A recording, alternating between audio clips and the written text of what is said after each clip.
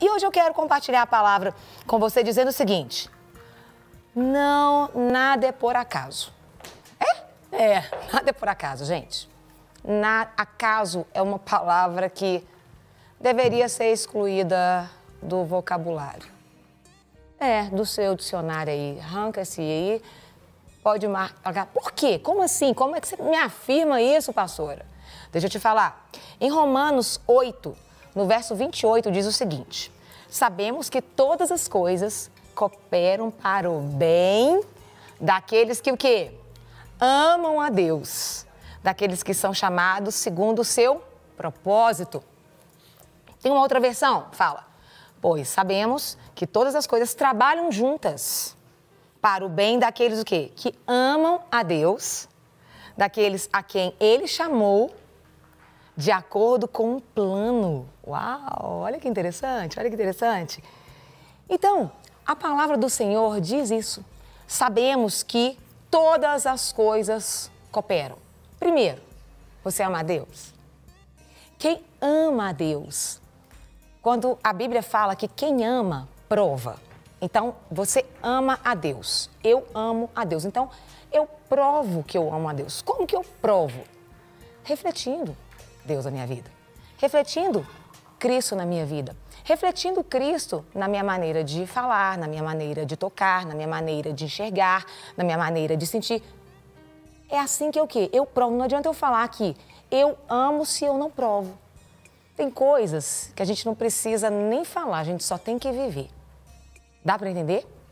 Então, quando aqui fala, sabemos que todas as coisas cooperam, trabalham juntas para o bem daqueles que amam a Deus. Então, você ama a Deus, você busca refletir Deus. Então, que todas as coisas, não existe acaso. Todas as coisas, elas vão cooperar. Detalhe, quando eu falo todas, são todas. Todas são todas, todas envolvem qualquer área da sua vida. Pensa aí, você é pai, mãe, todas as áreas da vida do seu filho são importantes? Área financeira, familiar, emocional. Tem alguma área que não te interessa? Não, né? Todas interessam. Assim nós temos um pai que cuida de nós e que se interessa por todas as áreas da nossa vida. Então, todas as coisas, tudo que envolve a nossa vida, cooperam. Inclusive, às vezes, aquelas coisas os nãos que nós tomamos. Quando a mamãe e o papai diz um não para o filho, fala mais não assim, gente, mamãe e papai? Mais não é verdade? Mas não. Mas aquilo coopera para o bem da formação do filho? Coopera. E assim Deus conosco. Os nãos que Ele nos dá também cooperam. As quedas, porque faz parte, você vai aprendendo ali. O errar faz parte. Aqui diz, todas as coisas cooperam para o bem daqueles que amam a Deus e que são chamados segundo um propósito. Propósito. Essa é a palavra que nós precisamos realmente ter registrada no nosso coração. Não existe acaso. Você não está aqui por acaso, eu não estou aqui por acaso. Eu não encontro com você de manhã por acaso. Há um propósito. Há um objetivo. O detalhe é, eu estou cumprindo o propósito? Por isso que fala, aqueles que amam a Deus.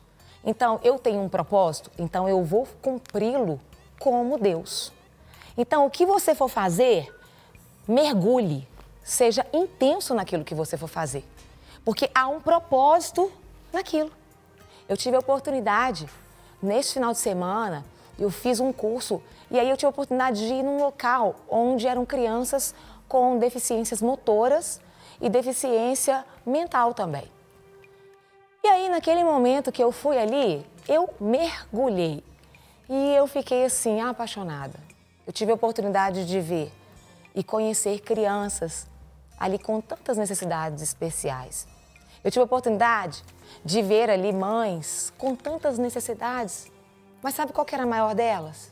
Era um abraço, era um toque. E aí, quando a gente fala propósito, a gente fala, a gente que ama a Deus, quando eu estava ali naquele local, o dinheiro ali não era o mais importante. Quando eu estava ali, eu poderia levar o que fosse, Mas sabe o que aquelas pessoas estavam precisando? Elas estavam precisando de pessoas que amam a Deus. Sabe por quê? Porque quem ama a Deus, a gente começava a olhar no olho delas como Deus olhando. Quem ama a Deus, a gente começava a tocar aquelas crianças, eles não tinham controle ali, mas eles pulavam ali na cadeira de roda deles e a gente cantava e eles gritavam, faziam a alegria deles. Sabe por quê? Porque a gente tocou como Deus toca, com amor. A gente sentiu o cheiro, eu falo assim que a gente tem que voltar a sentir cheiro como Deus sente. Eu falei que eu saí de lá com cheiro de vômito, eu saí de lá com cheiro de baba, de tudo.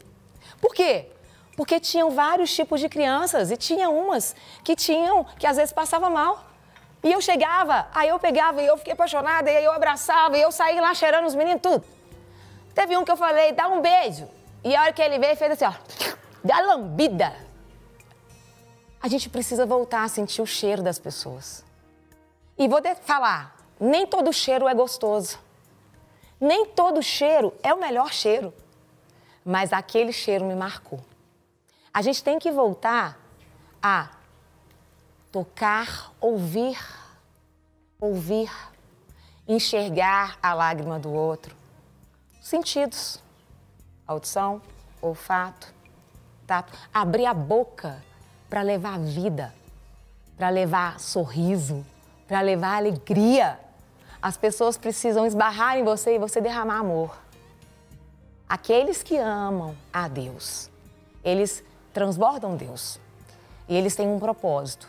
Então, onde você for, o que você for fazer, seja 100%, seja intenso, mergulhe nisso e saiba que não existe um acaso, não há acaso.